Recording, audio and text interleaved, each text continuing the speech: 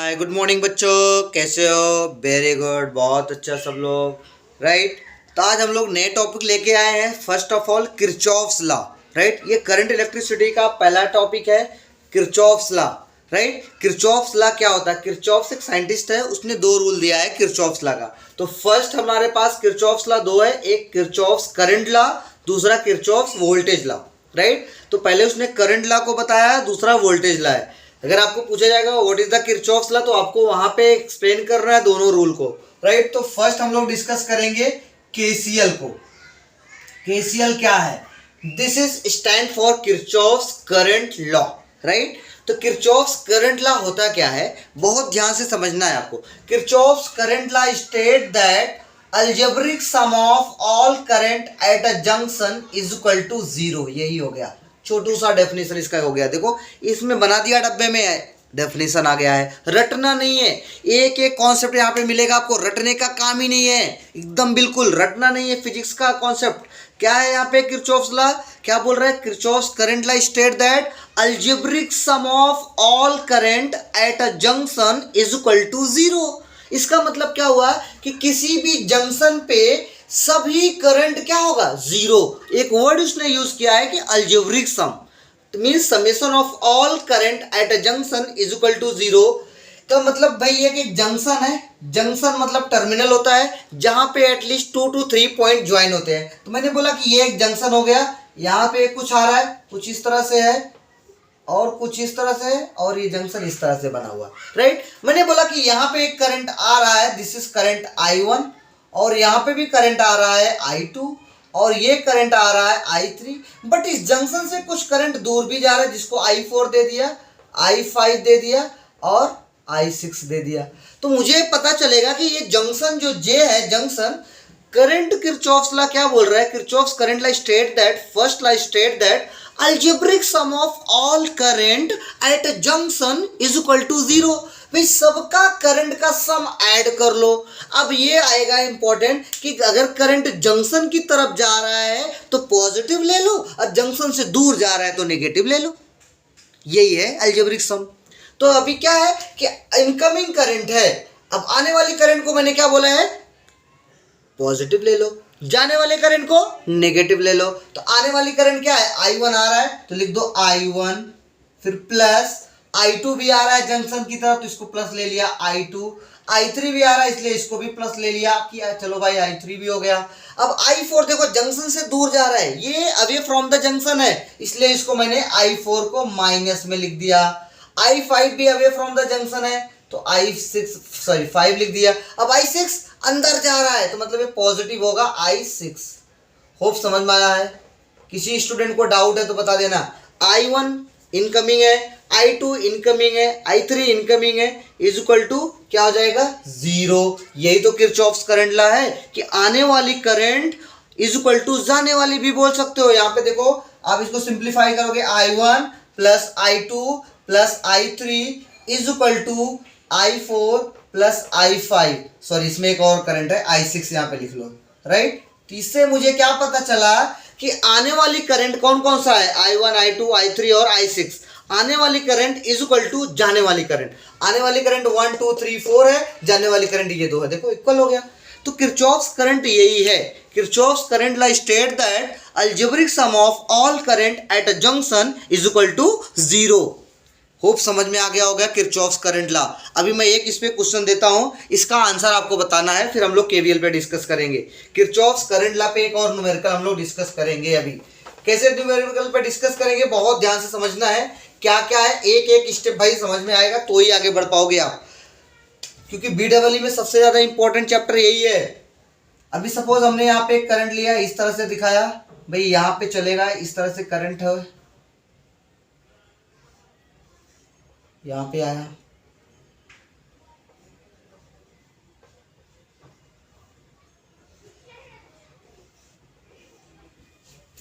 अब यहाँ पे एक जंक्शन है।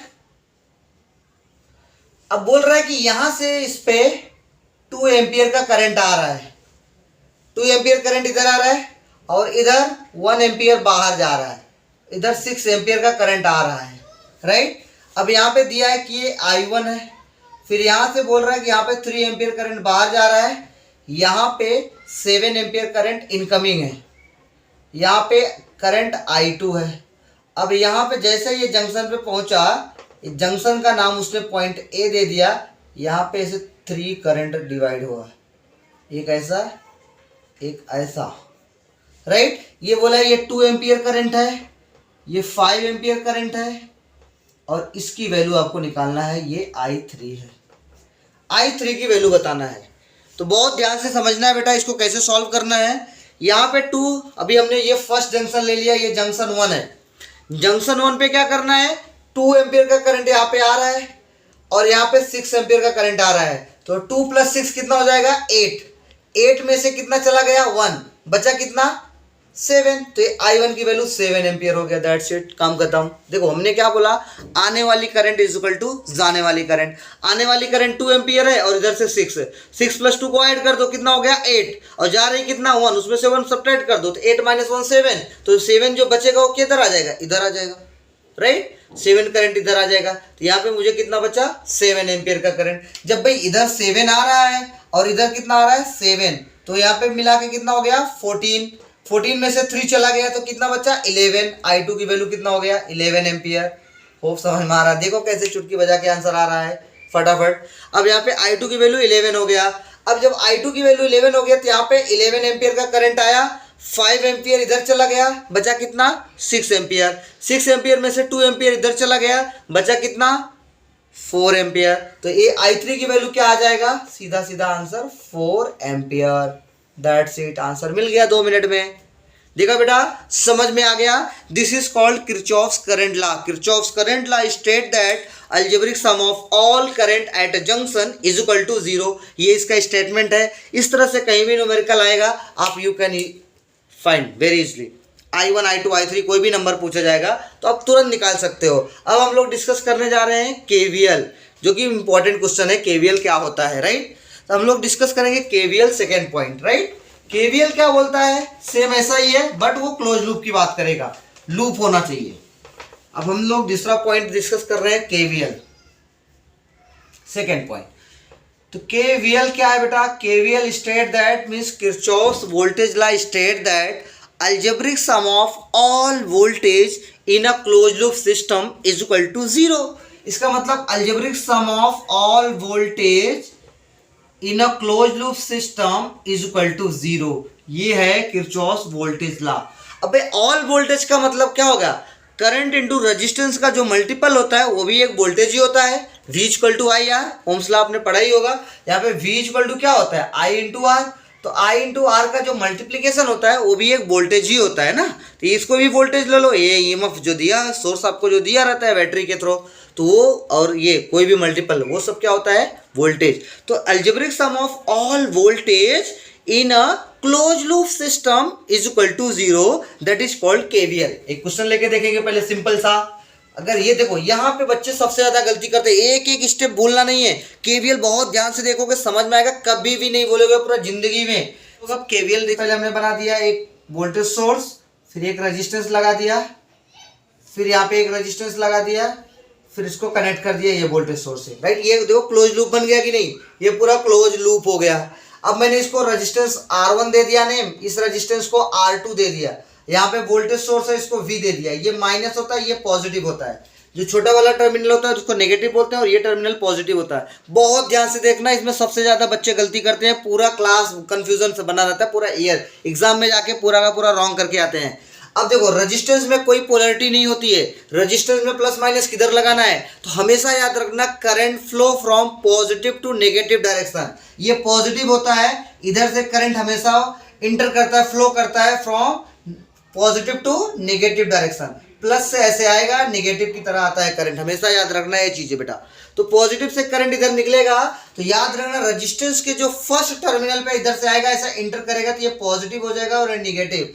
रेजिस्टेंस में कोई पोलैरिटी नहीं होती, लेकिन रेजिस्टेंस के जिस टर्मिनल में करंट इंटर करता है दैट टर्मिनल इज पॉजिटिव, और जहां से एग्जिस्ट करता है वो नेगेटिव हो जाता है, याद रखना। फिर यहाँ से इंटर किया तो प्लस, और ये इधर से एग्जिस्ट किया तो नेगेटिव। अब फिर यहाँ पे इंटर करेगा वही करंट, तो ये पॉजिटिव और ये नेगेटिव हो जाएगा, राइट। फिर यहाँ से आएगा ये नेगेटिव, ये पॉजिटिव। बहुत ध्यान से समझना। सबसे पहले इसके आप लोग साइन कन्वर्जन लिख लोगे तो समझ में आएगा, नहीं तो नहीं आएगा। हमने यहाँ पे minus plus plus minus plus minus बना दिया है। अब इसमें क्या लगाना है, केवीएल लगा देना है। केवीएल क्या करता है, क्या बोलता है, algebraic sum of all voltage in a close loop system equal to 0। सभी वोल्टेज का सम करना है। तो सबसे पहले क्या करेंगे बेटा, याद रखना हर एक सोर्स में, ये सोर्स है, ये सोर्स है, ये सोर्स है, जो भी ये रेजिस्टेंस है, वोल्टेज है, राइट, सब में देखो दो साइन अवेलेबल है। यहाँ पे 1 2 1 2 1 2, राइट, सब में दो है। तो आप डिसाइड कर लो कि कौन से साइन लेना। अगर आपने इसका ये फर्स्ट मान लो, ये सेकेंड, ये फर्स्ट, ये सेकेंड, ये फर्स्ट, ये सेकेंड, राइट, इसका फर्स्ट साइन नेगेटिव है, सेकेंड पॉजिटिव, इसका फर्स्ट साइन पॉजिटिव है, second negative, first sign positive है, सेकेंड नेगेटिव। आप एकदम दिमाग में रख लो, अगर आपने इसका फर्स्ट लिया तो सबका फर्स्ट लेना है, प्लस हो या माइनस हो उसको बिल्कुल नहीं ध्यान देना है। अगर हमने सेकंड साइन लिया तो सबका सेकंड लेना है बेटा, इसका फर्स्ट लिया तो सबका फर्स्ट लेना है। बस कीप इन माइंड, दिमाग में ये फिक्स कर लो कि जिसका आपने फर्स्ट लिया तो सबका फर्स्ट साइन लेना है, अगर उसका सेकंड लिया तो सबका सेकंड लेना हो, प्लस हो या माइनस हो, डजंट मैटर। ये दिमाग में फिक्स कर लो, कभी नहीं गलती होने वाला है, राइट। हाँ, तो हम लोग क्या कर रहे हैं, इसमें क्लोज लूप में करंट लगा दो केवीएल। यहाँ पे जिसका साइन लेना है, इसका पॉजिटिव, सॉरी इसका फर्स्ट है तो इसका भी फर्स्ट, इसका भी फर्स्ट, इसका सेकंड लोगे तो इसका सेकंड, इसका सेकंड, जो भी आप डिसाइड करो। अगर आप फर्स्ट साइन ले रहे हो तो सबका फर्स्ट लो, सेकंड ले रहे हो तो सबका सेकंड लो, एक ही डिसाइड करो, फिक्स कर लो। अब जैसे मैंने इसका फर्स्ट है, फर्स्ट क्या है, नेगेटिव है, तो मैंने ले लिया माइनस वी। फिर इसका प्लस साइन क्या होगा, प्लस IR1, क्योंकि बेटा क्लोज लूप है, लूप में हमने बोला कि करंट I फ्लो हो रहा है, एक ही लूप है तो एक ही करंट फ्लो होगा I, तो I इंटू R1। फिर यहाँ पे आएगा तो इसका फर्स्ट साइन भी पॉजिटिव है, तो plus I into R2 is equal to 0। यही तो है algebraic sum of all voltage. यहाँ का वोल्टेज सोर्स है तो सीधा लिख दिया, यहाँ पे वोल्टेज सोर्स नहीं है, रजिस्टर्स और करंट का मल्टीपल लिख दिया, यहाँ पे रजिस्टर्स करंट का मल्टीपल इक्वल टू 0। तो ये हमारे पास इक्वेशन आ जाएगा, I कॉमन हो जाएगा, R1 plus R2 is equal to, उसको उधर लेके जाओगे V, ये हमारे पास इक्वेशन आएगा। ऐसा भी आपका कोई भी क्वेश्चन दिखेगा तो आप इस तरह से कर सकते हो। मैंने सिंगल लूप लेके समझाया, अभी 2 लूप रहेंगे, 3 लूप रहेगा, 4 लूप रहेगा। जितने नंबर ऑफ लूप होंगे उतने नंबर ऑफ करंट फ्लो होगा, याद रखना। इसको हम लोग ब्रांच बोलते हैं और इसको लूप बोलते हैं, राइट। तो जितने लूप होगा उतना ही करंट फ्लो होगा, याद रखना। तो अगर मैंने बेसिक केवीएल के बारे में बताया है तो ये आप समझ लो। इसके बाद अभी बड़े बड़े सर्किट डिजाइन करने वाला हूं, एक से एक बड़े से बड़े सर्किट सॉल्व करूंगा, ऐसे चुटकी बजा के आंसर आएगा, फटाफट आने वाला है। आप स्टेप बाय स्टेप देखना और वीडियो में लगे रहना है। एक एक वीडियो आप पूरा प्रॉपर चेक करोगे तो सारा कॉन्सेप्ट क्लियर हो जाएगा, एक मार्क्स भी नहीं जाने वाला है, ठीक है। तो आज हमें इतने के लिए हम लोग इसी पे स्टॉप करते हैं। फिर नेक्स्ट वीडियो लाएंगे, उसमें हमारा 2 लूप रहेगा, फिर 3 लूप रहेगा, 4 लूप रहेगा। बट अब पहले इसमें कॉन्सेप्ट आपने क्लियर कर लो, एक बार इसको समझ लो अच्छे से। Thank you.